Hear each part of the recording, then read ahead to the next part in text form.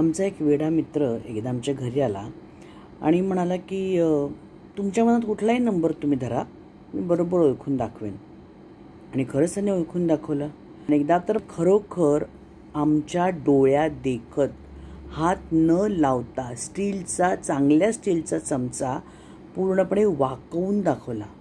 आणि आत्ता तर परवा महाराष्ट्राचा फेवरेट कोण या कार्यक्रमामध्ये त्याने तर कमाल केली.